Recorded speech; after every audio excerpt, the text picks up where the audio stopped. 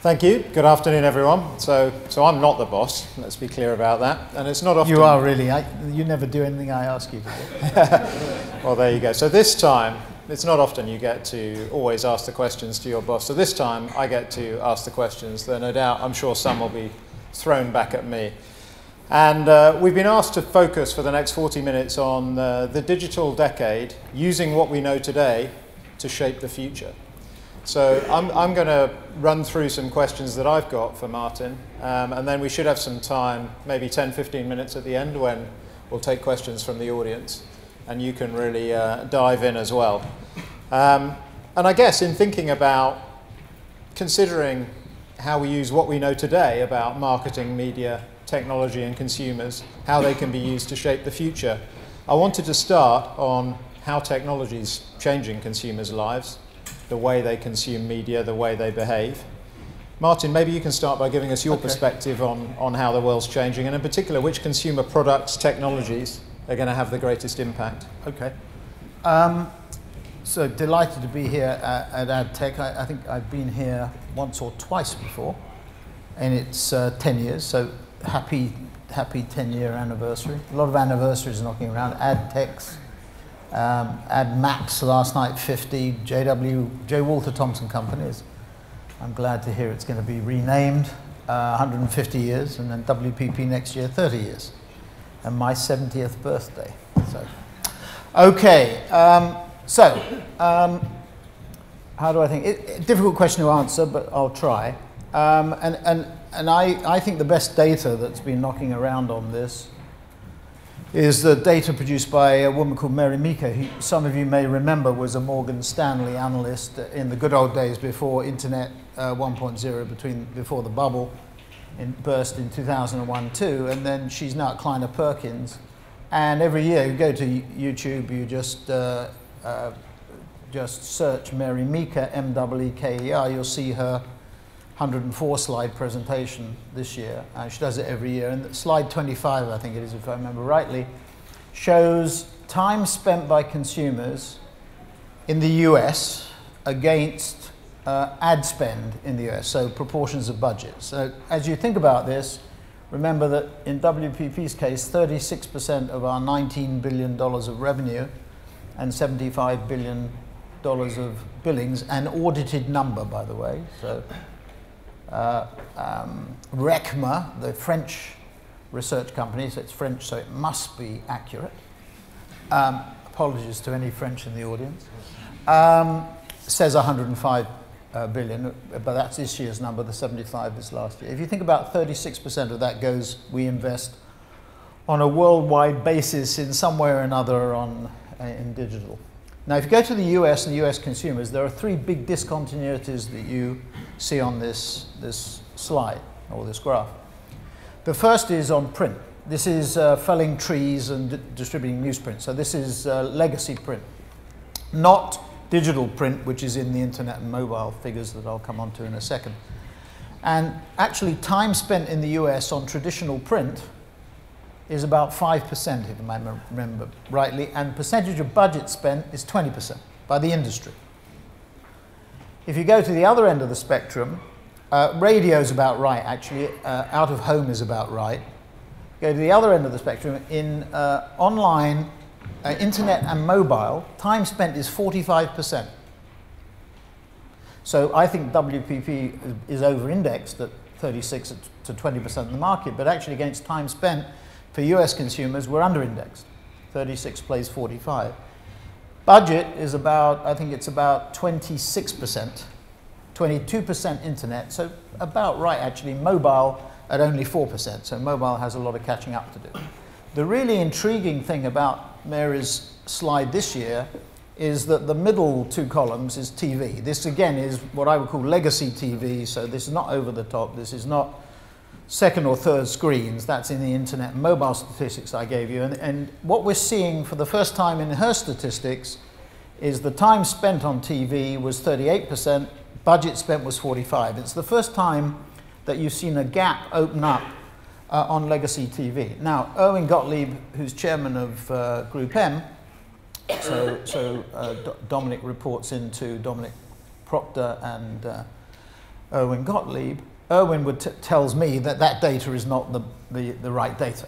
But, you know, not being a media guy or gal, I sort of look at this with interest, because I think it does indicate the three things that have to happen, going back to Dominic's question. One is bad news for traditional print and magazines, probably particularly newspapers, because women do love magazines and men do too, and maybe there's a little bit more play in there than we think there is. But certainly for traditional newspapers, good news obviously for internet, and really good news, excellent news for mobile. Classical TV, free-to-air TV, network TV, I think is going to have some challenges.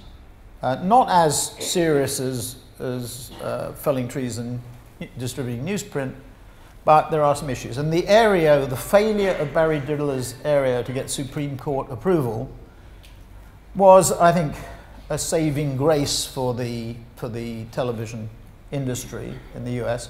But I just point you to an Aereo equivalent that is active in Sweden that has taken a considerable amount of advertising spend away from traditional television and into new television. So I think those are the basic things. So I'm using USA as a microcosm, but I think those trends you will see elsewhere. As far as sort of technologies are concerned, I would just simply say watch out for the Chinese. And you know, we in the West are a bit complacent, and we should become a bit more paranoid. And I just point to Alibaba, well, Alibaba and Xiaomi. So about 2 years ago, I went with Scott Spirit, our strategy director, who's based now in Singapore, having been in Shanghai, and we did a visit to China is our third largest business. It's $1.5 billion of revenue versus $6 billion for the US and $3 billion for the UK. And we went and saw companies, instead of confining ourselves to the coastal plain of Shanghai and Beijing, we went to Chengdu, Chongqing. We went into the interior and saw our Chinese clients. So we went and saw 20 big Chinese clients. We also went and saw Jack Ma in Hangzhou. And came back from there really impressed with Alibaba, because at that time Alibaba was only going to IPO, and it did IPO eventually, its traditional business. It has a logistics platform and a financial transactions platform that is excluded from the IPO. And we came back from Hangzhou, and I started to sing the praises of Alibaba, and I said, I'm not telling you I told you so, but I said it would have a market cap of over 200 billion.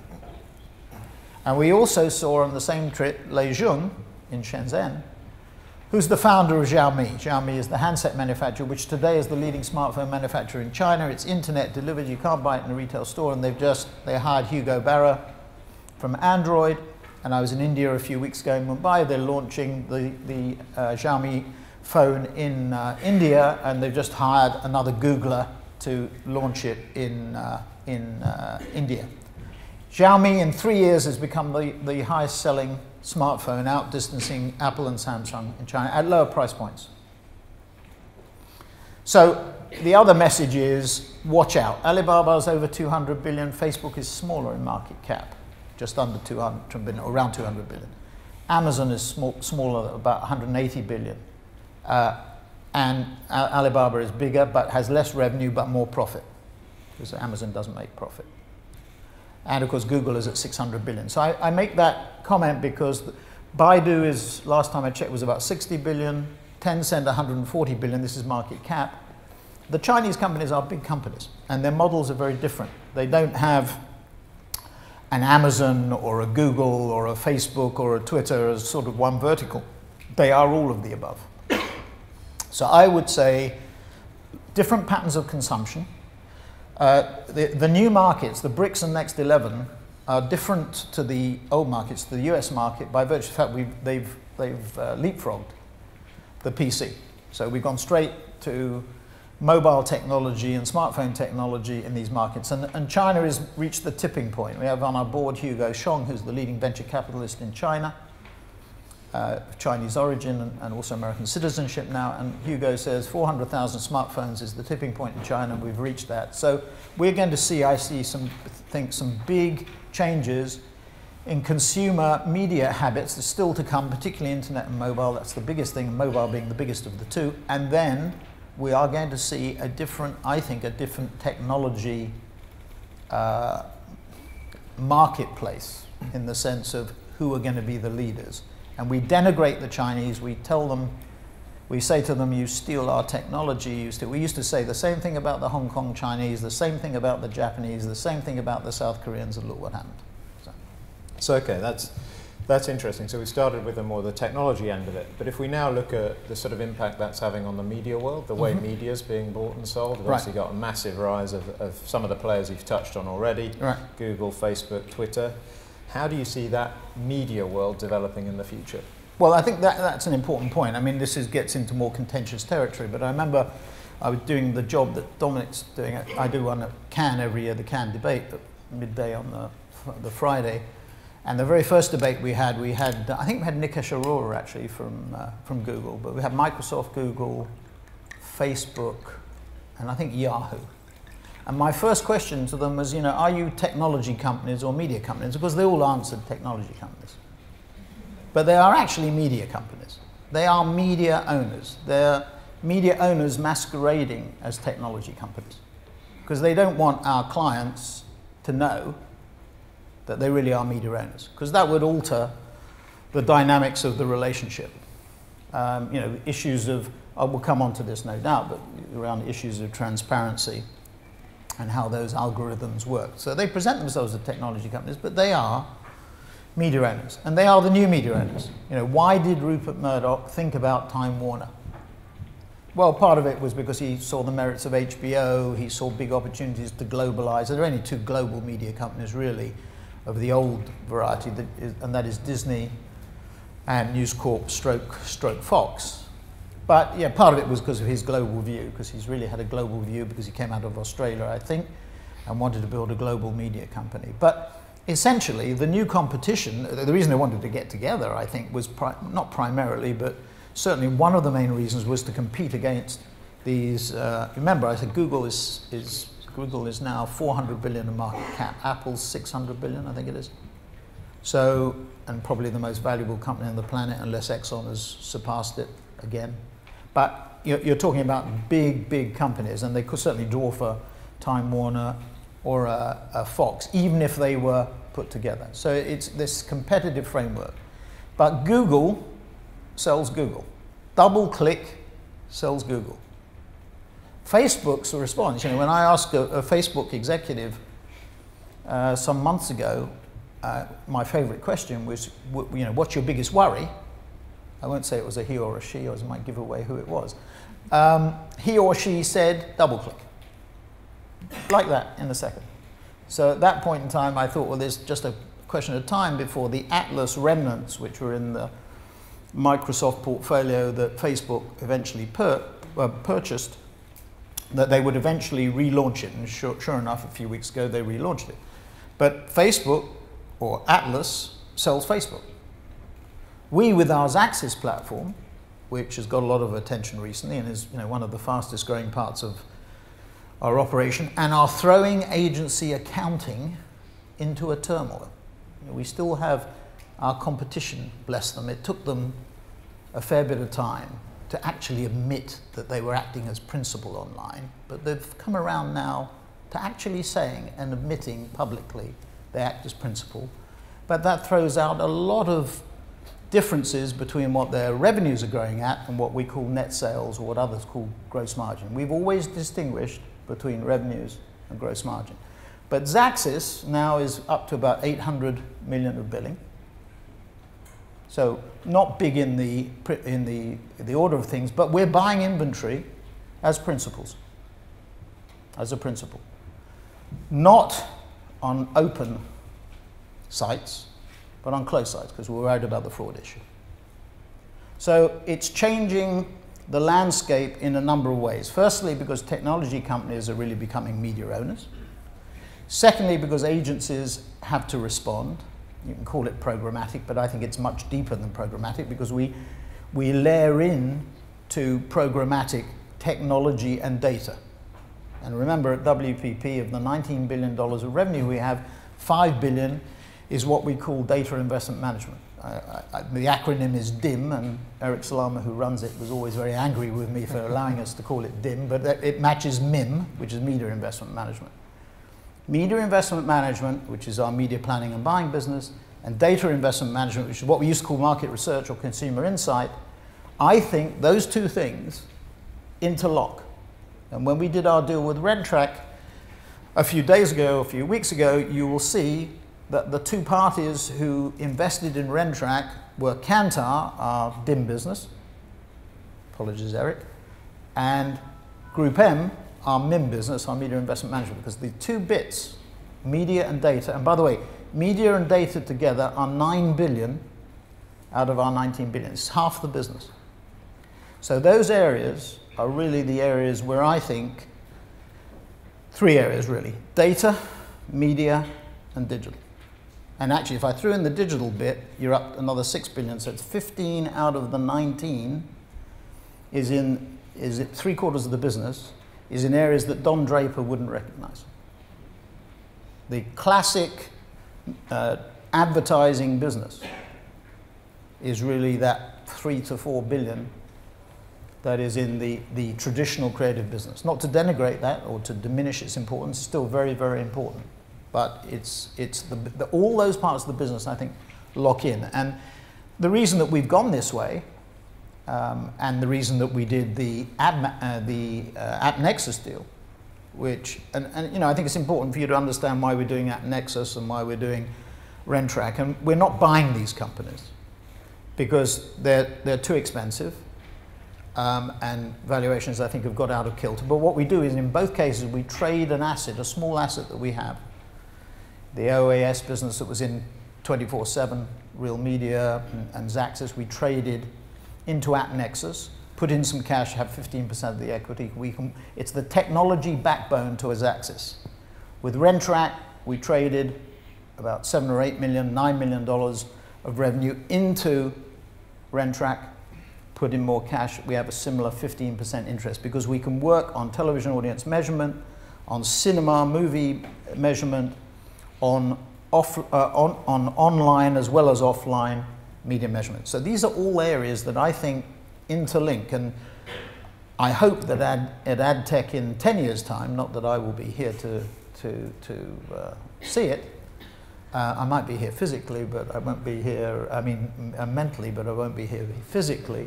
I think that is the way the industry is going to go. And just finally, not to bang on too long about it, there's a fundamental change taking place, I think, in what our industry is involved in. It's not just the mad men or mad women, as we've said before, it's the maths men and the maths women.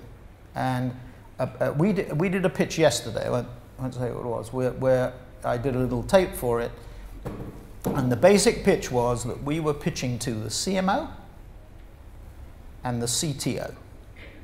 So this was not mythology. This was an actual big piece of business, and none of our competitors on this pitch are our traditional competitors. Zero. About 10 tech competitors. But we come at it from the, I can never remember the left brain, right brain thing, but we come at it from the intangible and the marketing, whereas the tech companies come at it from the quantitative, the analytical, and the technical. And now we're in a position, I think, certainly at WPP, to try and fuse the two.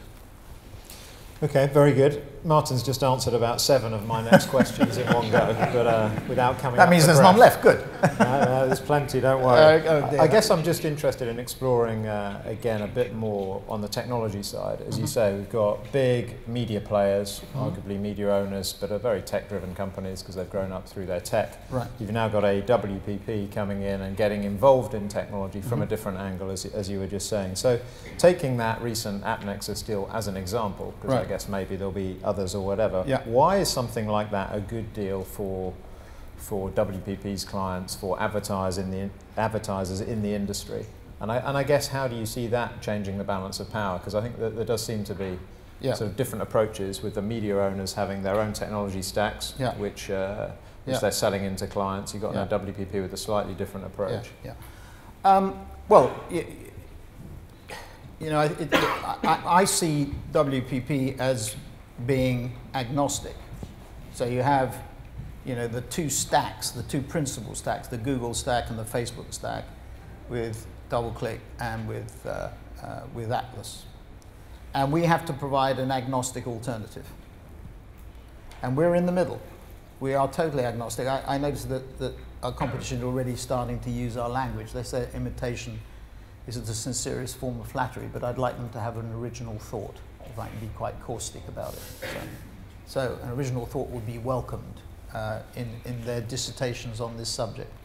Anyway, coming back to the point, being agnostic, I think, is critical. Now, I have to say that I'm a bit troubled by the debate, because there's a lot of debate about, you know, about transparency.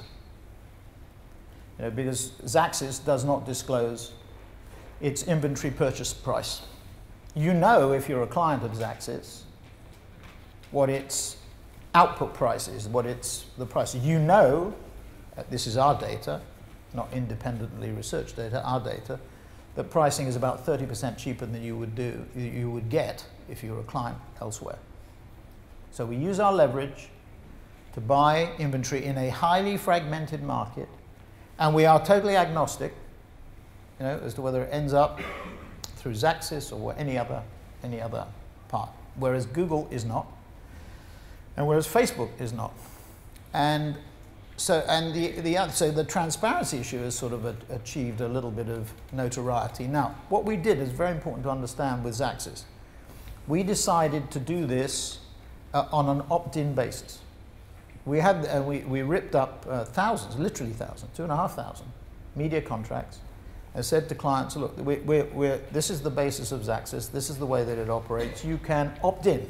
We could have gone the inertia selling route, as I would call it, by saying you have your media contract, you can opt out. We didn't do that. We actually went through the process of saying, this is what we intend to do, you choose whether you want to be a part of it or not. Some of them chose not to.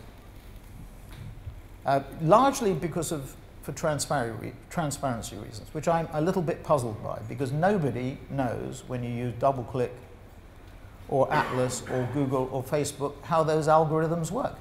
And in fact, if I remember rightly, those algorithms change over time. And people don't even know how the changes are made. They don't know how the page rankings work. So I find it, and by the way, if it's a question about agencies earning too much money, which I sometimes hear, the last time I checked our margins, they were around 15 or 16% on revenues. Last time I checked Facebook and Google's margins, they were in the stratosphere, 40, 50%. And the marginal margin, one shudders to think what that margin might be. So what we're trying to do is act as we have always done in the middle. And in an increasingly, the reason we call it investment management, data investment management or media investment management, is it's just like running an investment portfolio. You have to decide where you're going to put your investment. And one of our people, actually one of the people who leads one of our brands, wrote to me yesterday and said, you know, I think the media investment management phrase has become outdated because, you know, we're doing a lot in content, which no doubt we'll come on to, and we're doing a lot on programmatic or media planning and buying online, etc. Surely it's different. I actually still think that media investment management is the best description of it. It was Irving Gottlieb's phrase.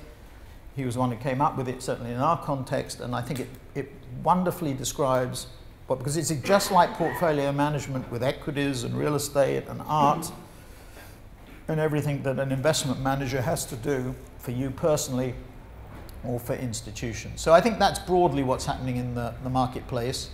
I think it will continue to evolve and develop, and I think there's a very strong role for us. I'm very bullish on our role. Now, people do talk about, in this context, about in-house agencies, and there's been, you know, a few articles written about in-house agencies pointing to clients that have taken programmatic in-house. And I've said in response to that I think that's I don't think it's any greater than it was before. In fact, without naming the names, the best examples of that in-house programmatic are companies that have done their in-house buying before. And actually, if you look at their traditional in-house buying, more and more of them are moving their traditional in-house buying out, outsourcing it to agencies, including our competitors. I don't think programmatic in-house will, I mean, this may be wish fulfillment, But I don't think it will be a long-term phenomenon, because I don't think in-house agencies traditionally, now maybe it's a new environment, but they don't traditionally work because people don't like to just work on one client. They want to work on multiplicity of clients, and the technological development is costly. And to keep up with it, usually people want to work on a diverse set of clients. So it might be a temporary phenomenon.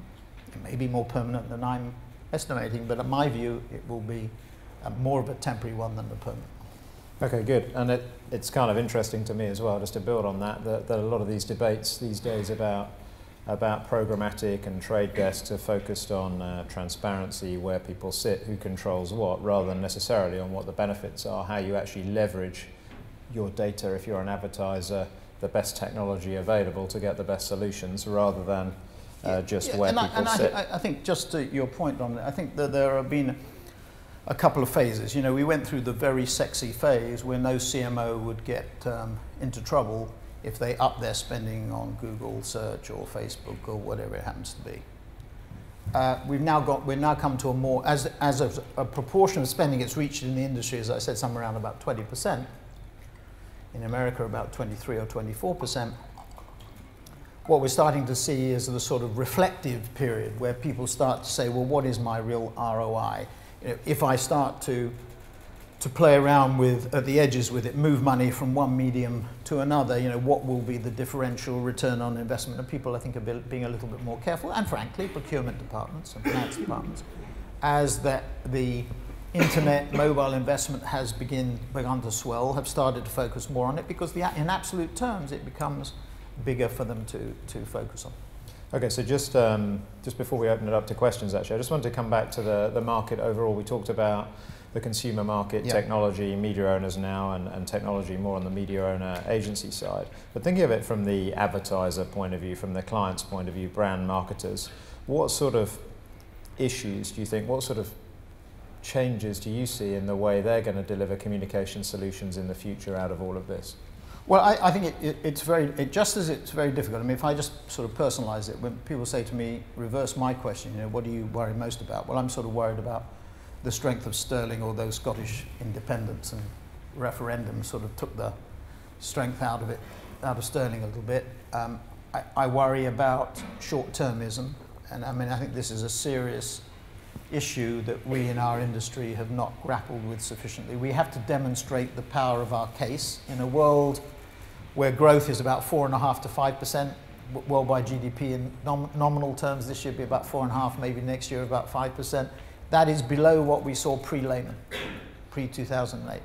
In a world where growth is not reaching the levels that clients want it to reach, it is natural, in a low inflation environment where they have very little pricing power, it is natural for them to focus on cost. But it is too much focus on cost. So I worry about that in the short to medium term. Clients, I think, are looking at their shoes rather than looking at the horizon, if I can put it that way. And you see that in agency behavior too. It's far too cost conscious. Jeremy Bullmore, who's still an advisor to WPP, having been chairman of JWT many, many years ago here in London, always says, you know, if you focus on revenues, at least until you get to 100% market share, in theory, it's infinite what you can do. If you focus on costs, there's a finite limit to what you can do on costs. We have to get clients to move their thinking towards the top line. So that's the second thing. Now, more longer term, the geographical bit I can get. I think I'm bright enough to figure out, you know, if sanctions are dropped in Myanmar, that an 80 million people market becomes a reality. If Cuba is acceptable, or if Iran is acceptable and sanctions are withdrawn, I can sort of figure that one out. You don't have to be an Einstein to figure that one out. On the technology side, it's frightening. And I think it's frightening. It pays to be paranoid. I was intrigued by Eric Schmidt's speech in Germany the week before this, where he was asked, what is the biggest threat to Google? And he said Amazon. And then he reflected, well, it's not really even Amazon. He gave the same answer that Nikesh Arora gave at our Stream event in Cannes earlier this year, which it was the garage. It's the couple of people in the garage somewhere. It could be Bangalore, it could be Sao Paulo, as well as Beijing or Silicon Valley, who come up. So it pays to be paranoid. That is the thing that worries me, because whilst I may sound reasonably confident about our prospects, and I am, because, you know, we have withstood the challenge of Google. I'll come back to that in a second. We have withstood the challenge of recessionary conditions. And you can see agency results are not bad, to put it mildly. We have withstood it. I don't think you can say with 100% certainty that that situation is going to continue unless you continue to reflect on what may happen. And there may be a couple of young people in a garage, or even old people in a garage somewhere, who are going to disrupt the business. Now, I just want to just to show you what's going on. Our biggest, out of the 75 billion, the biggest media relationship we have, media owner relationship, I underline that, is with Google. In the first 9 months of this year, we did $2 billion. We will do probably just around $3 billion this year. Last year, we did 2.5 billion. It has displaced 21st Century Fox and News Corp as our largest media relationship. It is a frenemy. It's a friendlier frenemy than it was before. Orders of magnitude comparison, we think Facebook will be about 650 million this year versus 439 million, I think was the precise figure last year. Twitter will double this year from 50 to 100 million. Yahoo, I think, was around 400 million, AOL about 100 million. Give you just orders of magnitude. Most of the big traditional media owners, we have relationships of the size of $1 billion to $1.5 billion. So that's the way that, but the remarkable thing is that Google, you saw the Google results for Q3, they were up about 21% in terms of advertising revenues. We were over-indexed actually for the first 9 months of this year and probably for the year. Big growth area with Google, too. Mobile search, or search generally, but mobile search in particular, and video. And video, even in high penetration TV markets like in Italy, where people are used to television and screens, they will use alternative screens and they will use video very strongly. In Brazil, we're doubling our business with Google. In India, we're doubling our business with Google. But interestingly, in Brazil, Google is 1/10 of the size, even having doubled, to our Globo relationship.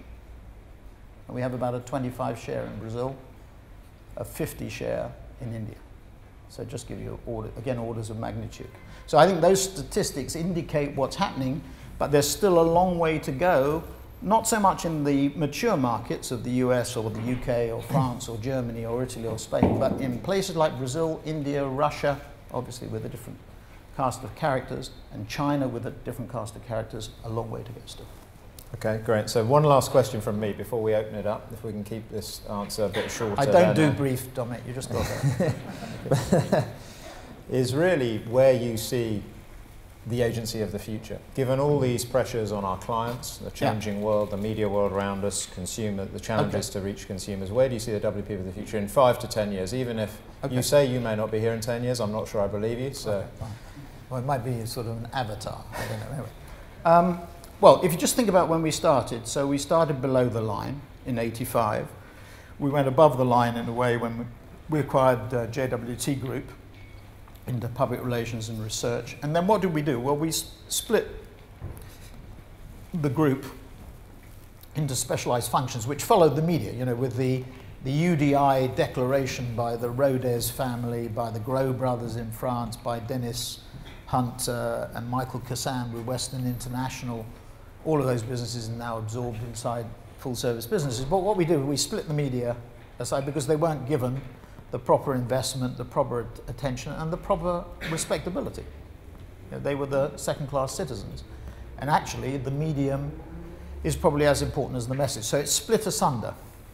And what we're doing now with WPP, and indeed others are trying to do too, is to pull it all together into a much more integrated fashion. So our 4 strategic priorities: fast growth markets, digital, data, and horizontality, which means pulling it all together in teams. 2 integrators, client integrators, we have 45 of them for our top 45 clients, which are about 1/3 of our business, and then we have 50% of the 111 countries we operate in have country managers, whose role is to integrate on a country basis. So I think that's where we are now.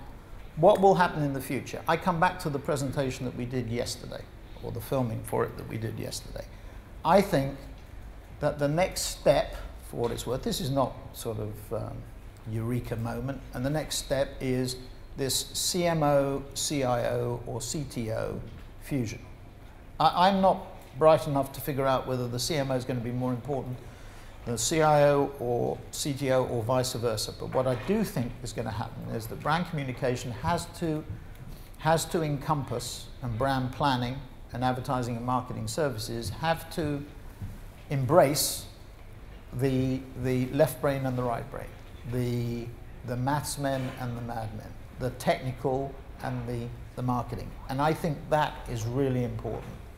And that is, I think, where we're going. And I'm excited about that, because I think that gives us a number of growth opportunities. And the people in our industry have a spectacular advantage. Some of us think we're at a disadvantage. I don't think we are.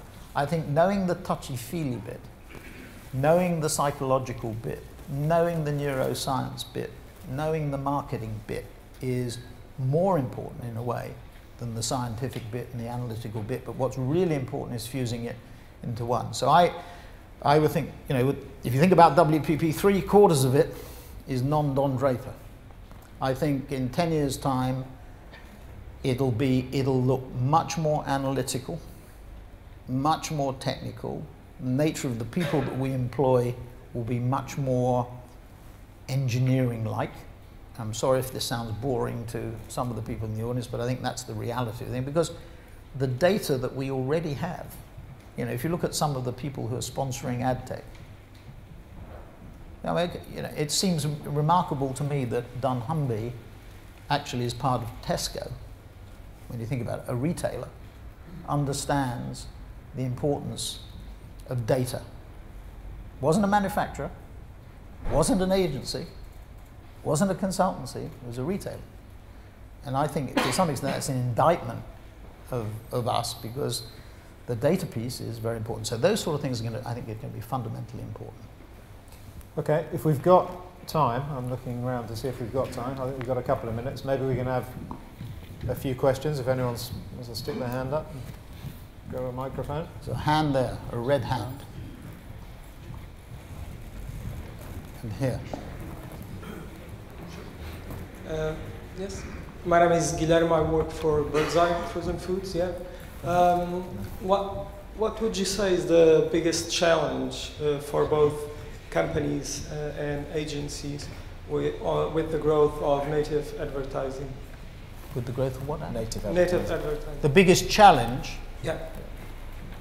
Well, if by native advertising, you know, I mean, in a way, nothing is new in our industry. When I was with Saatchi's and we did our deal with Compton Partners, they were making soap operas. You know, The World That Turns, I think, and The Guiding Light were Procter & Gamble soap operas that were produced in the offices or the studios inside the offices of Compton Advertising in New York. So that, to my mind, is native advertising, sponsored programming, branded content, advertorials, whatever you want to call them. You use the word challenges. I don't think there is anything like a challenge. I think they're all opportunities. They become challenges if you don't do anything about them. And maybe the big opportunity is to invest in native advertising, or whatever you want to call it.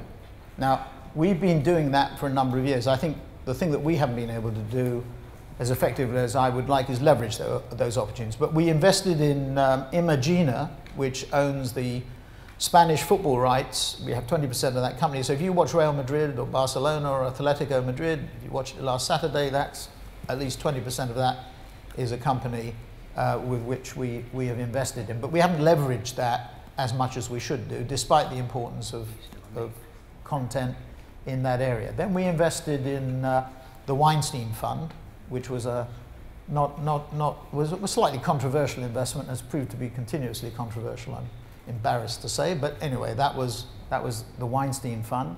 And then Media Rights Capital, Bruno, Borat, Ted 2, and House of Cards through Netflix. Really interesting, right? Then we invested in Vice. We took a 10% stake in Vice at a valuation of $35 million. Disney have now invested 5% of Vice at a valuation of $2.5 billion. I don't say that to indicate that we're smart, we've been lucky, but in that company it's quite remarkable. You have Disney, you have News Corp, you have 21st Century Fox, you have Time Warner, not as an investor, but with the HBO Vice channel, and you have ourselves. Then we've invested in Fullscreen. Peter Chernin used to be the CEO of News Corp. Together with AT&T, he's formed Otter Media, $500 million. We'll say that AT&T is putting into the production of content, online content. And Otter Media is being crushed down into Fullscreen, which we're an investor. We're the only investor that will stay in, so we'll be joint investors with AT&T and Chernin in Fullscreen. They manage 100 YouTube channels. We invested last week in a Chinese venture with Rat Pack and Time Warner to develop content online in China and indeed offline. And we've formed a thing called Indigenous Media, where we're investing with 3 film producers, Hollywood film producers, on short form and long form video content. So my view, and I said we're a content company, we're not really a content company, I guess that's a little bit unfair, but what it does indicate, whether you call it native advertising, branded content, sponsored content, that is an area that I think is high growth and really important. Remember the Google figures. And finally here, Group M Entertainment in this country has been the biggest commissioner, has become the biggest commissioner in 3 to 4 years of content, online and offline, in the country. So I think that's a big opportunity for us to expand that model. Any more questions? I have the mic. I'm back here. I'm back here. Back here. Yep. Okay. It's Kate Bulkley. Hello, Kate Bulkley. I'm a journalist. A journalist from which organ? Broadcast magazine. Okay. So my question is, you talked a lot about programmatic, and we all know programmatic is growing by leaps and bounds. And you said, well, programmatic shouldn't be a huge threat to you because you can add different layers onto it. My question is, what about TV in general? Are the broadcasters getting sort of involved? They think programmatic is coming at them like a train, and they're worried about it. When do you think this kind of approach to advertising is going to hit the television, sort of the big part, the big chunk of advertising that's out there, the TV broadcasting advertising? Yeah. Well, yeah, I didn't say I thought it was a threat. Just to sort of step back for a minute, I've been at this for 28 years, and then for 9 years before that at Saatchi's.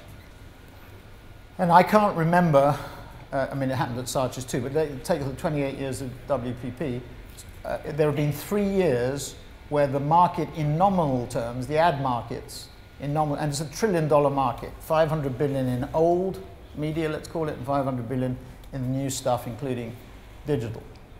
And I can remember 3 years, 91-2, 2001-2, and 2009, where in nominal terms the industry has fallen. So basically, it's been a growth industry. And if you look at our 28-year record, it's been pretty consistently growing. That doesn't mean we haven't had our challenges or our threats or problems, and it doesn't mean it hasn't been a roller coaster on those 3 years or around those 3 years, but basically the market has grown, and it continues to grow. So it's not substitution, it's complementary.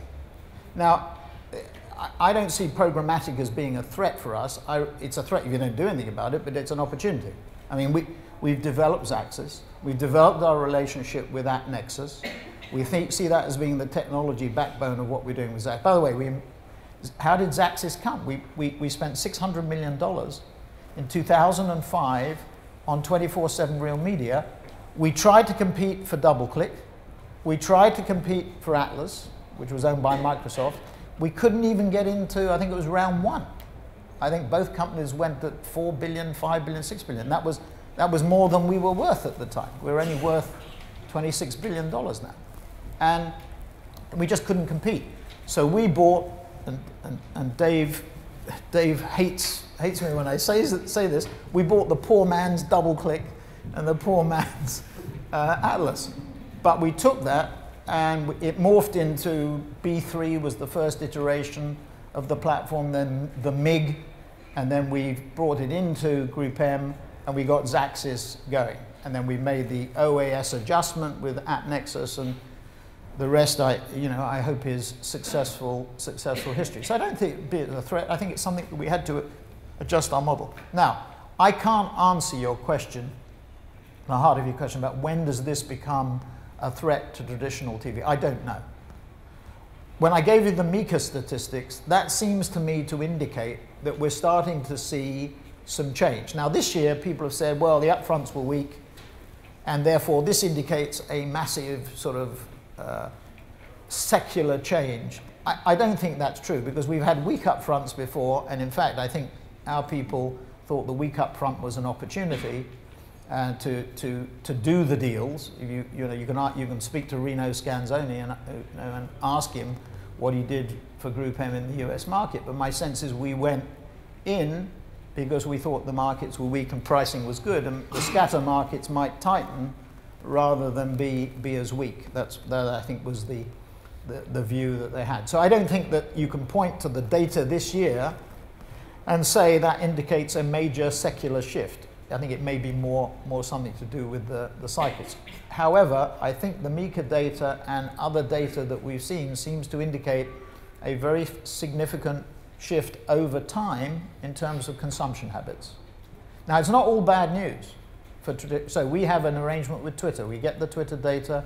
It clearly shows that when people are watching live programming and the impact of live programming and the engagement of consumers is greater because of the second and third screens. And in fact, we've got data to show if you've got two people sitting on a couch watching a live television program, they're more likely to tweet to one another than they are to talk to one another.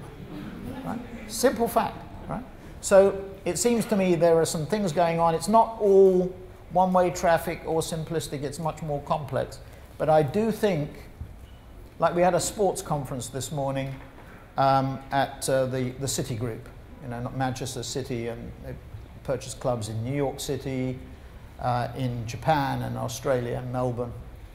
And we were talking about it. Clearly, sports rights are going to become more and more important from a digital point of view. And I think one of the interesting things to the heart of your question is that what you've seen is that the traditional broadcasting companies have stitched up, I don't mean that in a negative way, but in an intelligent way, long-term contracts for sports rights. The NBA contract that was just signed, I think, was a 9-year contract.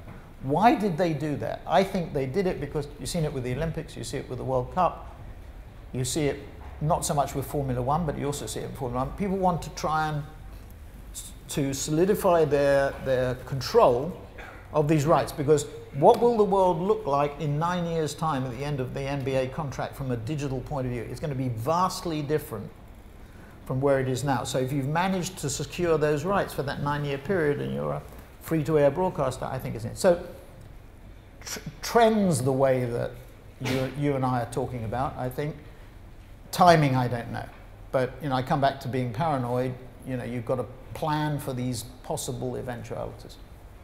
Okay, very good. Unfortunately, I think I'm being told we've run out of time. If anybody wants to ask a question, msorrell@wpp.com and Dominic Granger at Group M. Better, actually. Yeah. Dominic Granger. Dominic.Granger, exactly. Dominic.Granger@groupm.com. Exactly right. Better there. On that note, I'd just like to thank Martin anyway for his time and sharing with you his visions of the future. So thanks a lot, Martin.